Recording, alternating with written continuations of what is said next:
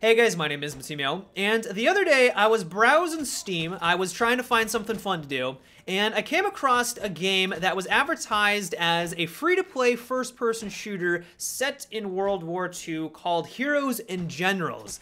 This sounded intriguing, it piqued my interest because I love World War II themed shooters, I always enjoy them, and so I downloaded it and gave it a whirl. And for the first couple of hours, it was incredible. I was having a blast because it was focused on infantry-based gameplay. The mechanics were a lot of fun, they were refreshing, it gave me a dose of nostalgia, some like past video games.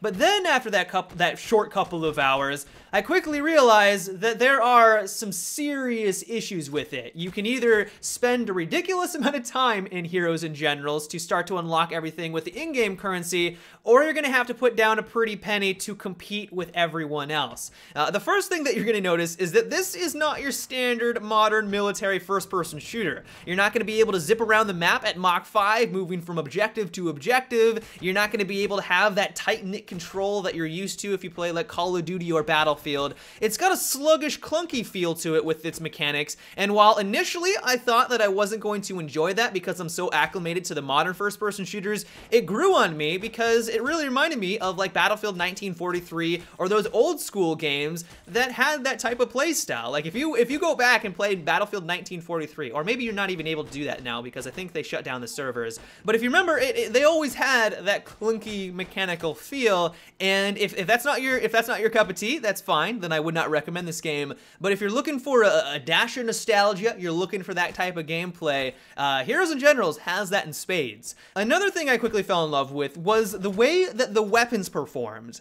I would not say that this is a hyper-realistic first-person shooter. Like, you're still gonna have to put a fair amount of rounds into your enemy to take them out if you're hitting them directly in the body. But what it does accomplish is that it makes it feel like you are using a World War II weapon. You are not gonna be able to rattle off 50 rounds downrange like a modern assault rifle. You're gonna have to line up your shots after every single time you squeeze the trigger, and as long as you are accurate, as long as you're consistent with your shots, you're gonna be rewarded with that in Heroes and Generals. Like, there were some moments when I was able to take out just an incredible amount of enemies, and it all came down to me being consistent with my shots. I was nailing headshots, I was being, 3 body shots directly in a row, and because of that, the game was rewarding me for that accuracy. Another thing the game heavily rewards you for is flanking.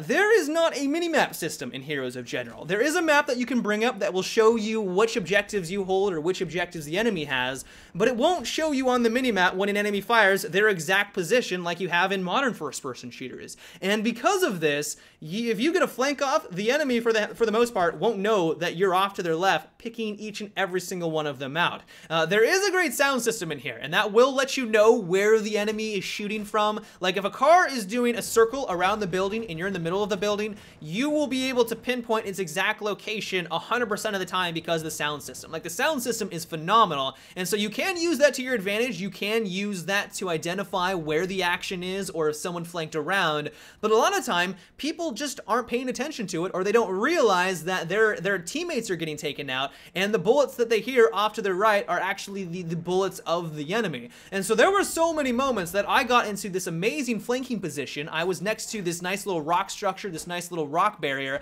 and then I literally felt like I was in Band of Brothers because this swarm of enemies were crossing the street, and I was able to pick each and every one of them off with my buddies that were around me. It was simply incredible. But where we start to run into problems, though, is when we get into large-scale battles, when it starts to advance you into these larger game modes where you start to encounter tanks and other vehicles, but also with their payment structure. When you first start Heroes and Generals, it is awesome. Like, the first couple of hours, really the only game mode that I played on, I think, was called Skirmish, and that was where there was a couple of objectives, but it was basically infantry versus infantry. Everyone was pretty much just using the same weapons. You would see a couple of vehicles. I know that some people were driving around in a Jeep every once in a while, but really the only vehicle that you encountered was a bicycle. Yes, there is a bicycle in Heroes of General. It is hilarious. I love that thing, but it was mainly just infantry versus infantry. But as soon as you reach the rank, or just get lucky to play on one of the larger maps, you're gonna begin to fight against enemy tanks. Tanks in Heroes and Generals are incredibly powerful. They have like heavy machine guns that will rip through infantry. They have their main cannon which hits incredibly hard as well.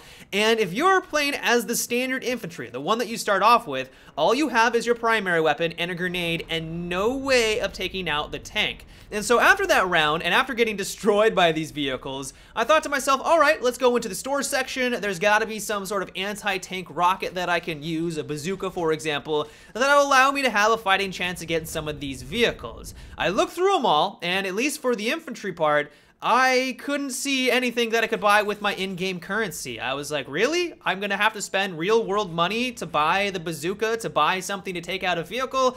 That seems like a pretty big pay-to-win wall, considering that you would assume a rocket launcher or some way of taking out a vehicle would be mandatory, or it would be an essential equipment that would be required for you to have fun in Heroes and Generals. I thought that was a little strange, and so I digged deeper. I tried to figure out, well, maybe I need to switch classes. I know that there was a class system. There's like a recon class, there's an infantry class, I think there's like a paratrooper, and then there's also a tank man. I was like, oh, you know, Battlefield tank man, I put 2 and 2 together. The tank man must have access to the RPGs, or it must come standard with them. It cost me a fair chunk of change with my in-game currency, but I was like, it's okay. I want to get the full experience out of Heroes and Generals. It's fine. I'll purchase this class so I will be able to take out enemy tanks on these large-scale maps.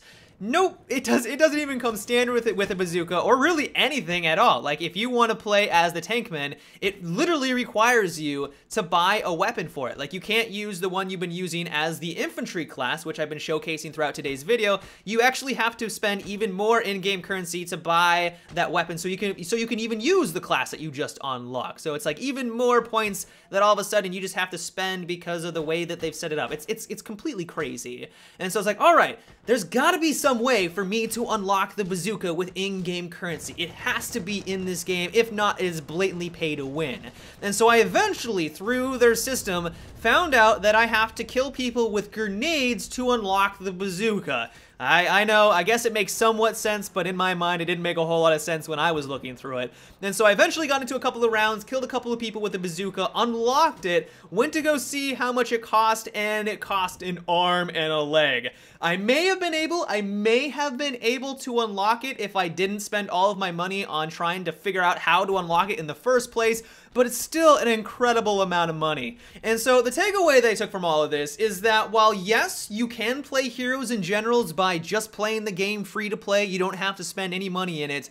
It really feels like the developers are trying to incentivize you to purchase things with your real-world money. I get it. They need to pay their bills. They need to put food on the table. But at the same time, I feel like if you're going to have items in the game that are essentially required, like an RPG is required in a game that you have to go against enemy vehicles, at least in my mind. If you're going to have these essential equipment in there, at least make it so that it doesn't take incredible amount of time for you to unlock them. At this point, I'm probably going to have to spend a couple more hours, like a good 4 to 5 hours, just to unlock this bazooka. And if I'm on these large-scale maps, it's going to be 4 or 5 hours of absolute pain and misery because I'm just going to get slapped around by these vehicles.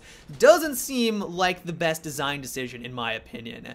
And so overall, while I love this game, I think it has an incredible amount of potential. I love the old school feel. I love the way that the weapons perform. The atmosphere is fantastic. Yeah, sure, graphics don't look all that great, but when it really comes down to it, if you're looking for a great old school shooter, Heroes and Generals is just a hell of a lot of fun. That being said though, I do think that the payment structure, or at least the progression system, needs some work. Essential items like anti-tank equipment shouldn't be this expensive. Like, it should be something that you can unlock very quickly. It shouldn't cost like an arm and a leg, because if you were like me and you jumped on in and you started to buy a couple of these weapons that you were unlocking, or you started to buy some of the side upgrades, I didn't even mention this. There's actually a lot of customization here where you can really fine-tune the weapon to your playstyle or to your preference.